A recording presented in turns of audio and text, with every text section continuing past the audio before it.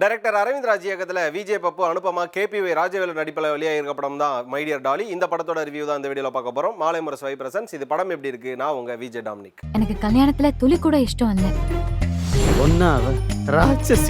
My dear tally இந்த படத்தோட one line என்ன அப்படின்னு பார்த்தோன்னா, விஜய் பப்புவோட க்ரஷ்ஷாக இருக்கக்கூடிய அனுப்பமா ஒரு கட்டத்தில் தன்னோட க்ரஷ்ஷே அவர் கல்யாணம் பண்ணிக்கிறாரு. ஆனால் அந்த கல்யாணம் அப்படிங்கிறது பல கன்ஃபெஷனுக்கு நடுவில் நடக்குது, பல கன்ஃபியூஷனுக்கு நடுவுலையும் நடக்குது.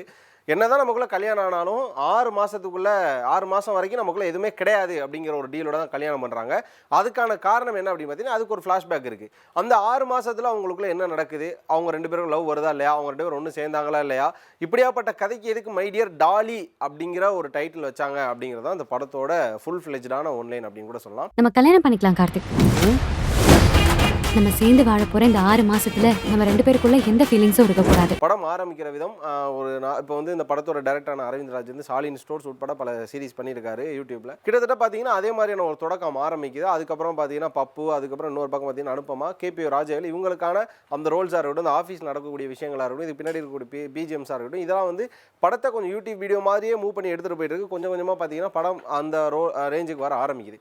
இந்த படத்துக்கு எதுக்கு முதல்ல மை டியர் டாலின்னு வச்சாங்க அப்படிங்கிற ஒரு சந்தேகம் இருந்து. ஏன்னா வந்து இப்போ பார்த்தீங்கன்னா தோழி அப்படிங்கிற ஒரு வார்த்தையை நம்மளாம் டோலி அப்படின்னு சொல்லுவோம்ல, இது ஒருவேளை வந்து மை டியர் டோலியாக இருக்குமோ அப்படின்னு நினச்சாங்க. அது மட்டும் இல்லாமல் நம்மளுக்கு கல்யாணம் ஆகும் ஆனால் 6 மாதத்துக்கு வேறு எதுவும் நடக்காது அப்படின்ற பட்சத்தில் இப்போ 2K கிட்ஸாக இருக்கக்கூடிய இந்த பெஞ்சிங், அப்புறம் இந்த living relationship, friends with benefit, அது மாதிரி ஏதோ ஒரு கான்செப்டில் வரக்கூடிய படமோ, அதனால தான் இதுக்கு வந்து டோலின்னு வச்சுருக்காங்களோ அப்படின்னு நினச்சா, இது டோலி கிடையாது, இது டாலி, பொம்மை டாலி அப்படிங்கிறது அந்த படத்தோட டைட்டில். ஸோ எதுக்கு இந்த படத்துக்கு டாலி அப்படின்னு பேர் வச்சாங்க அப்படின்னு நம்ம யோசிச்சோம் அப்படின்னா, அதுக்கு வந்து படத்தில் அதாவது இன்டர்வலுக்கு முன்னாடி ஆரம்பித்து கிட்டத்தட்ட கிளைமேக்ஸ் வரையும் பார்த்தா தான் எதுக்கு இதுக்கு டாலின்னு வச்சாங்க அப்படிங்கிறதே நமக்கு தெரிய வருது. ஒரு பக்கம் ஓகே, இது வந்து பெஞ்சிங்கில் இருக்கிற ரிலேஷன்ஷிப்போ இல்லைனா வந்து ஒரு ஃப்ரெண்ட்ஸ் ஆஃப் பெனிஃபிட்டோ லிவினோ பேசுது அப்படின்னு பார்த்தீங்கன்னா அதான் கிடையாது. இது முழுக்க பியூர் லவ் பேசக்கூடிய ஒரு படம். இதுதான் அந்த படத்தோட கருத்தாக்கம், இல்லைனா அந்த படத்தோட ரைட்டிங் ப்ராசஸ். இதுதான் அரவிந்த் ராஜ் இப்படி தான் வந்து இந்த படத்தை எழுதியிருக்காரு. ஆனால் அந்த படம் எடுக்கப்பட்ட விதம் அப்படி இருக்குல்ல. முதல்ல அந்த படத்தோட பாசிட்டிவ் பேசுகிறோம். முதல்ல அந்த படத்தோட பாசிட்டிவ் என்ன அப்படின்னா, இது எடுக்கப்பட்ட லொக்கேஷன்ஸும் இது மேக் பண்ண விதங்களும் நல்லா இருந்தது. அதே நேரம் பார்த்தீங்கன்னா இதில் உயிரை தொலைத்தேன் நம்ம திலீப் வர்மனோட சாங்ஸ் 90s கிட்ஸோட ஆஸ்தான ரொம்ப பிடிச்ச ஒரு பாடலை இதில் ஒரு இடத்துல இறக்கியிருப்பாங்க. அந்த பாடலை வந்து திரும்ப மீண்டும் நினைவு கூர்ந்ததுக்கு நன்றி அப்படிங்கிற மாதிரி இருக்கும். இது மட்டும் இல்லாமல் இதில் இருந்த ஒரு சில பேரோட நடிப்புகள், கேபிஒய் ராஜவேலாம் பார்த்தீங்கன்னா ஒரு நாள் நம்ம ஸ்மால் ஸ்க்ரீனில் பார்த்தோம், பிக் ஸ்க்ரீனில் பார்க்குறப்ப அவரோட நடிப்பும் அப்படிங்கிறது கொஞ்சம் நல்லா தான் இருக்குது. இதெல்லாம் இந்த படத்துக்கு பாசிட்டிவ் அப்படின்ற பட்சத்தில் இந்த படத்தோட நெகட்டிவ் அப்படின்னு சொல்கிறத விட இந்த படத்தை want to be make better அப்படின்னு ஒன்று சொல்லியிருக்காங்க. என்ன அப்படின்னா, முதல்ல இது ப்ரொடக்ஷன் ப்ராப்ளமா இல்லை வந்து பட்ஜெட் ப்ராப்ளமா என்னன்னு தெரியல. இந்த படத்தை ஒரு யூடியூப் வீடியோ பார்க்குற மாதிரி தான் நமக்கு ஃபீல் ஆகுது. ஓகே, இது வந்து ஒரு ஷாலினி ஸ்டோர்ஸ் மாதிரியோ இல்லைனா வந்து ஏதோ ஒரு யூடியூப் சேனலில் இது வந்து ஒரு கான்டென்ட் வீடியோவை போட்டிருந்தா அது சூப்பராக இருந்திருக்கு. ஏன்னா இது அதுக்கான மேக்கிங் தான். ஒரு ஃபிலிம்க்கான ஒரு அவுட்புட் இருந்ததா அப்படின்னு கேட்டிங்கன்னா கொஞ்சம் நமக்கு சந்தேகமாக தான் இருந்தது. ஏன்னா எடுத்துக்கப்பட்ட கதை அப்படிங்கிறது ஒரு நல்ல கதை. ஏன்னா வந்து கல்யாணம் பண்ணிவிடுவாங்க, 6 மாதத்துக்குள்ளே நடக்கக்கூடிய சேலஞ்சஸ். தமிழ் சினிமாவில் இது மாதிரி எவ்வளோ படங்கள் வந்திருக்கு. சொல்ல போனால் நம்ம விஜயன் சிம்ரன் நடித்த ஒரு படம் கூட இது மாதிரி வந்திருக்கும்ல. ஸோ இது மாதிரியான படங்கள் காலங்காலமாக வருதுன்னா அதில் என்ன புதுசாக வைக்கிறோம் அப்படிங்கிற ஒரு விஷயம் இருக்குல்ல. அது மட்டும் இல்லாமல் ஒரு கட்டத்தில் நம்மளை என்ன தோண வைக்கிறாங்கன்னா, உனக்கு இதை தாண்டி வேறு பிரச்சனையே இல்லையா, உனக்கு வந்து லவ் மட்டும்தான் வாழ்க்கை அப்படிங்கிற மாதிரியான ஒரு விஷயம் இருக்குது. ஓகே, லவ் தான் வாழ்க்கை, அதுதான் இந்த படம் அப்படின்னு எடுத்துக்கோமே. அதை தாண்டி என்ன அப்படின்னா, இதில் வந்து கேரக்டர்ஸ்லாம் நடுவில் காணாமல் போனாங்க. இந்த படத்தில் அதிகமாக பார்க்குற 2 மூம் யார் அப்படின்னு பார்த்தீங்கன்னா பப்புவும் இன்னொரு பக்கம் பார்த்தீங்கன்னா அனுப்பமாவும் தான். கேபிஒய் ராஜவேலு வரல, அதுக்கப்புறம் அவங்க அப்பா அம்மா ரோல்லாம் வரவே இல்லை, நடுவில் அவங்க அம்மா ரோல் தான் காணாமல் போனாங்க. ஸோ ரைட்டிங்கில் நிறைய விஷயங்கள் மிஸ் ஆச்சு. இதே யூடியூப் வீடியோனா நம்ம பார்த்து அடுத்தது ரசிச்சுட்டு போயிட்டே இருப்போம். ஆனால் சினிமாவில் அதை பண்ண முடியாது. இல்லை, சினிமாவில் நம்ம லூப்ஸ் தேடுறோம், எங்கே இதை காணமே அதை காணமே தேடிட்டு இருக்கோம். அதுவும் பார்த்தீங்கன்னா பப்பு ஒரு கட்டத்தில் இது வந்து ஒரு ரியாலிட்டியில் ஒரு மனுஷன் எவ்வளோ பண்ணுவானு கேட்டிங்கன்னா ரொம்ப சந்தேகம் தான். ஏன்னா அதெல்லாம் வந்து எப்போயும் மலையேறி போயிடுச்சு. அதை தாண்டி எல்லாம் மூவ் ஆன் கல்ச்சருக்கு மாறிட்டு இருக்காங்க. அப்படியெல்லாம் கல்ச்சர் நோக்கி மூவ் ஆகிட்டு இருக்கிறப்போ இங்கே பப்பு வந்து ரொம்ப அதீதமாக இறங்கி ரொம்ப இன்டெப்த்தாக லவ் பண்ணி அதுக்கு ரொம்ப எஃபோர்ட் போடுற மாதிரியான ஒரு விஷயங்களாக இருக்கட்டும். அதுக்கப்புறம் அந்த டாலி அப்படிங்கிற ஒரு விஷயம் இருக்குல்ல, அதை நான் பிரேக் பண்ண விரும்பலை.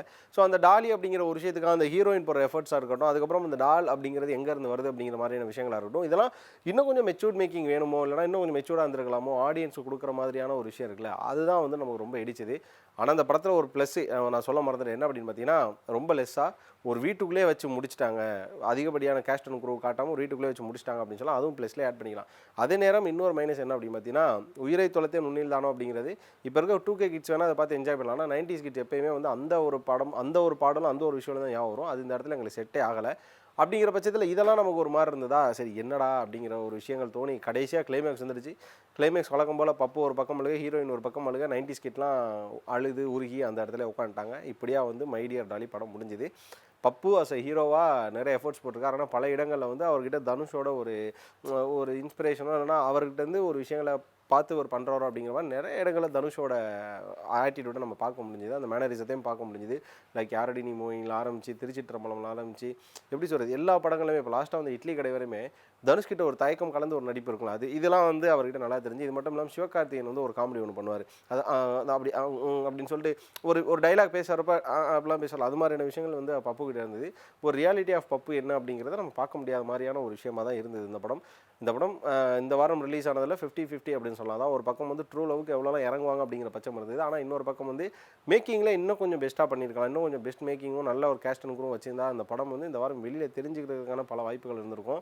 ஏன்னா இந்த வாரம் வந்து மொத்தம் 10 படம் ரிலீஸ் ஆகுது. இதில் பார்த்தீங்கன்னா கில்லி ரிலீஸ் ஆயிருக்கு, துணி ஒரு பக்கம் ரிலீஸ் ஆயிருக்கு. அப்படின்ற பட்சத்தில் இந்த படம் எந்த அளவு வெளியில் தெரியும் தெரியல.